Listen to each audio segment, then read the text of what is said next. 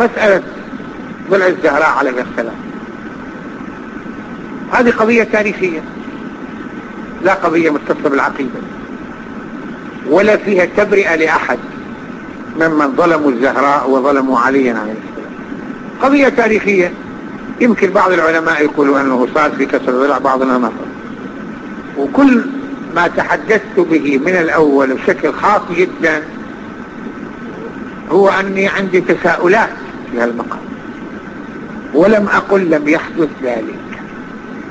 قلت تساؤلات، يعني مثلا هلا أنت إذا كل واحد إذا هجم على زوجتك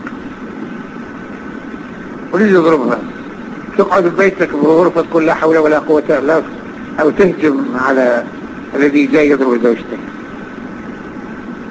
هلا كل واحد منكم زوجتك، أمك، أختك، إذا قعدت في بيتك وترتب يضربوها شو بيقولوا عنك الناس؟ بيقولوا بطل. علي بن أبي طالب سلام الله عليه هذا الرجل يدوخ الأبطال، يترك الجماعة يهجمون على الزهراء عليه وهي بنت رسول الله ووديعة رسول الله عنده بهذا الشكل، وقاعد بالبيت يقول لا حول ولا قوة إلا بالله العلي العظيم. أي واحد يقبل على نفسه من نفسه؟ واحد احنا بدنا الآخرين يسألونا بدنا نجاوب. أي واحد. ثم بالبيت تعرفوا مين كان؟ كل بني هاشم كانوا موجودين بالبيت، وما هو أمير المؤمنين، والعباس بن عبد المطلب كان عم النبي كان موجود، والزبير كان موجود. إذن هول الجماعة يسمعوا صراخ الزهراء وقاعدين لا حول ولا قوة إلا بالله. كيف نسمع؟ كيف؟ اثنين، ليش الزهراء تفتح البيت الباب؟ جماعة جايين يهجموا، افتحوا هالبيت ولا أحرقنا عليكم النار. ليش بدها تطلع هي؟ الزهراء المخدرة، الزهراء اللي ما بتقابل حدا، الزهراء اللي ما بتشوف حدا.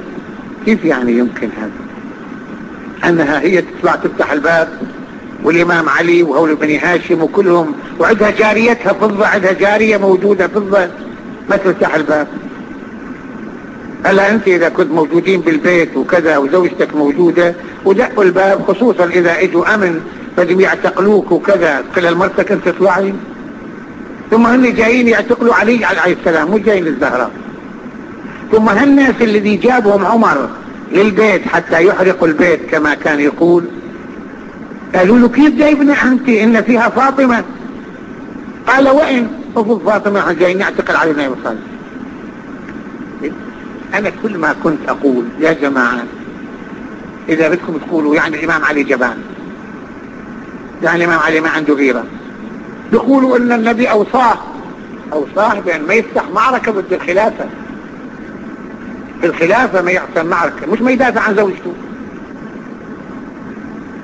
أنا كل ما عندي مشكلة بعض الناس هم مستعدين يفكروا، كل ما عندي ما أقوله هناك، يعني لما بقدر أقول ما صار، يعني ما عندي حجة أنه ما صار هالشيء، لكن في علامات استفهام.